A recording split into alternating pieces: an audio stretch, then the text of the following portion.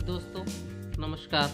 क्या आपको भी आजकल दोस्तों के साथ पार्टी करने का मन करता है? क्या आप भी पार्टी से निकलने के बाद कहते हो वाह आज मज़ा आ गया? और क्या हाल के दिनों में आपके पार्टी करने की संख्या बढ़ती जा रही है? क्या आप इस अवसर की तलाश में रहते हैं कि कहीं शादी हो, कहीं भी बर्थडे हो, कहीं किसी दोस्त की कोई शुभ कार्य हो तो आपको पार्टी दी जाए? और क्या इन अवसरों की तलाश में आप लगातार रहते हैं? दूसरा एक और प्रश्न है, क्या तनाव दूर करने के लिए आजकल आप कुछ शराब लेने की कोशिश कर रहे हैं? और क्या आपको ये लगता है कि शराब लेने से मेरा तनाव दूर हो रहा है? तो आज का वीडियो आपके लिए है, क्योंकि शराब एक ऐसा जादू है जिसकी जकड़न में व्यक्ति तुरंत आ जाता है। इसमें बिल्कुल भी देर नहीं लगती।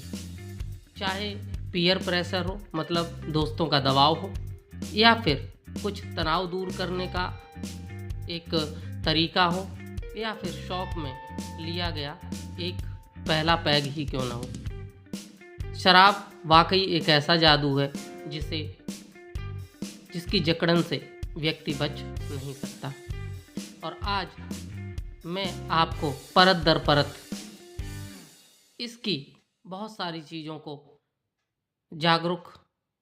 चीज़ों से जागरूक करने के लिए यहाँ हूँ।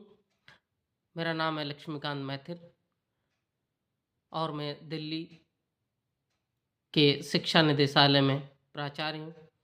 और आज मैं अपने बच्चों को, अपने समाज के युवाओं को, अपने समाज के बच्चों को, अपने समाज के उन युवकों को कुछ बताने आया हूँ। और उम्मीद है कि आप मेरी बात बहुत ध्यान से सुनेंगे। मैं आपको कोई भी नसीहत नहीं दूंगा, मैं कोई भी आपको उपदेश नहीं दूंगा, बस कुछ जागरूकता है जो मैं आपके बीच में कुछ बताऊंगा। और इसके बाद आप खुद डिसाइड करें कि आपको क्या करना है। सबसे पहले बात करते हैं कि शराब जादू क्यों है। और पहले ही पैग से या थोड़ा सा भी अगर शराब आप लेते हो और उसके बाद से आपको अच्छा क्यों महसूस होने लगता है, और इसके बाद की प्रोसेस क्या है।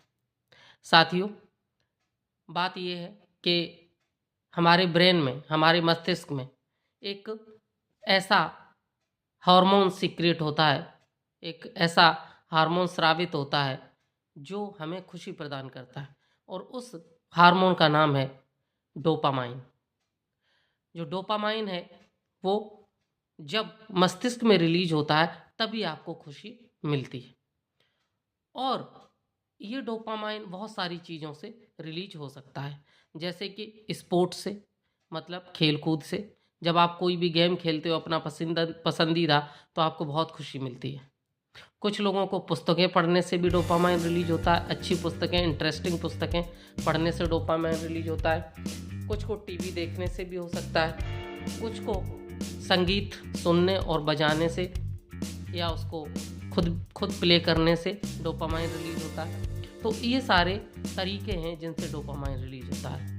और इसमें से एक सबसे अधिक अगर डोपामाइन रिलीज होता है, डोपामाइन स्रावित होता है इन सब से ज़्यादा, तो वो है शराब।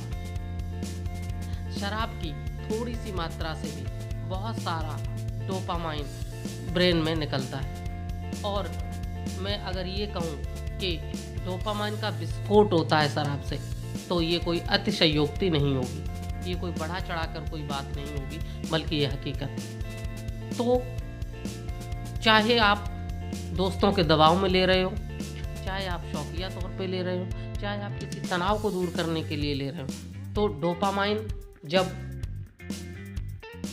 आपके मस्तिष्क में रिलीज होगा, स्रावित होगा, तो आपको बहुत सुख मिलेगा, बहुत खुशी मिलेगी। और यही खुशी हमारी कमजोरी बन जाती है, क्योंकि ये जो शराब है ये डोपामाइन तो रिलीज करती है, बहुत सारा करती है, सुख भी देती है, तनाव भी दूर हो जाता है, बहुत अच्छा भी लगता है, आनंद आ जाता है। तभी तो आप कहते हो पार्टी से निकलने के बाद कि आप वाह आज मज़ा आ गया। लेकिन ये इसकी आदत भी पड़ जाती है। इसकी आदत ऐसे पड़ जाती है कि जब आपने शराब का पैग लिया तो आपके अंदर बहुत सारा डोपामाइन निकला, और डोपामाइन निकला तो आपको बहुत खुशी महसूस हुई। धीरे धीरे क्या होगा कि शराब का नशा उतरेगा, कुछ घंटे बीतेंगे, फिर से डोपामाइन का लेवल धीरे धीरे कम होने लगेगा और 24 घंटे बाद लगभग समाप्त हो जाएगा, जीरो पे आ जाएगा। तब आपका अगर वो डोपामाइन नहीं निकलेगा तो फिर आप दुखी महसूस करोगे, कुछ सैड महसूस करोगे, उदास महसूस करोगे, और यही वो क्षण होता है जब आपको संभलना है। और अगर आप नहीं संभले तो क्या करोगे? 24 घंटे बाद फिर से शराब का सेवन करना पड़ेगा और तब वो डोपामाइन आपके फिर से शरीर में, मस्तिष्क में निकलेगा और आप फिर से खुशी महसूस करोगे।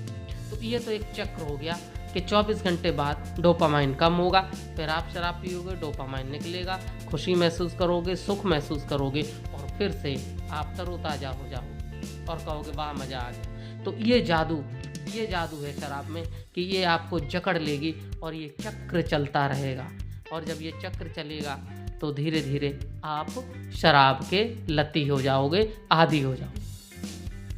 और जब आदी हो जाओगे तो फिर डोपामाइन आपको सिर्फ शराब से मिलेगा और किसी से नहीं मिलेगा। बहुत सारे तरीके हैं मैंने बताए डोपामाइन रिलीज करने के।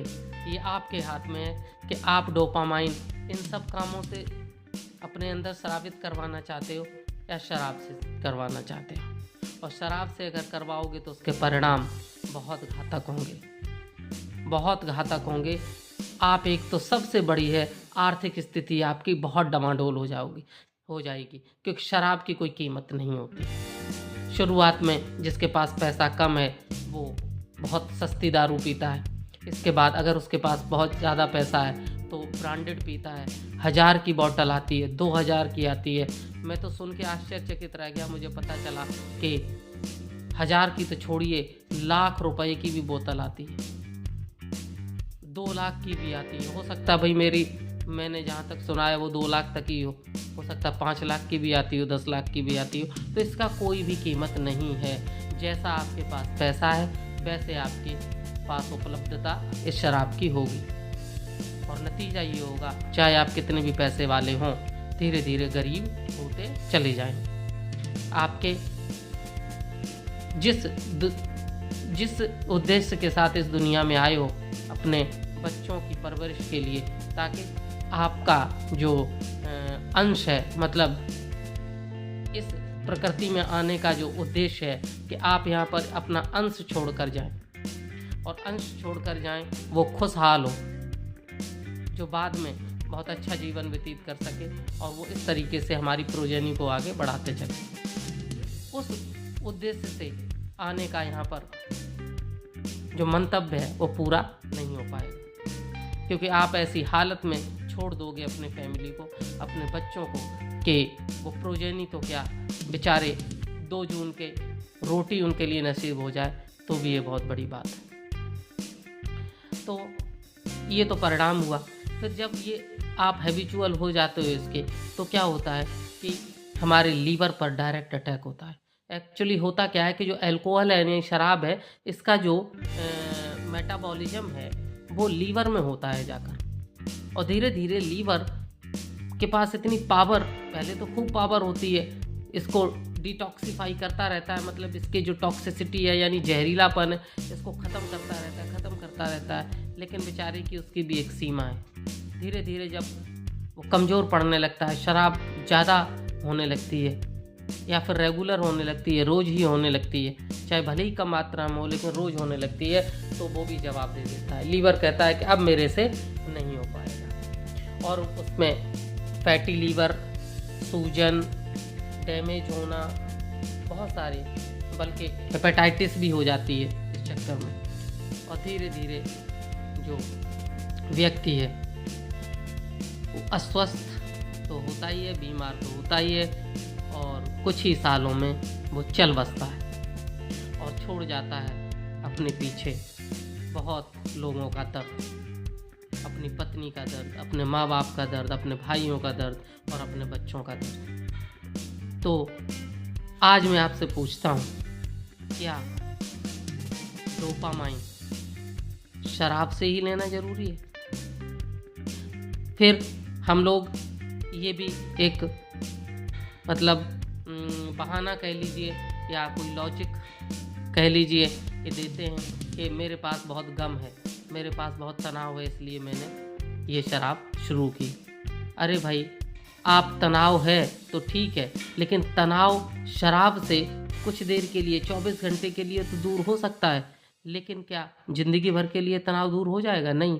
24 घंटे बाद फिर से जब आपका डोपामाइन धीरे धीरे कम होगा तो फिर से तनाव आपके ऊपर हावी होने लगेगा और फिर से आप शराब पियोगे, फिर तनाव दूर करोगे।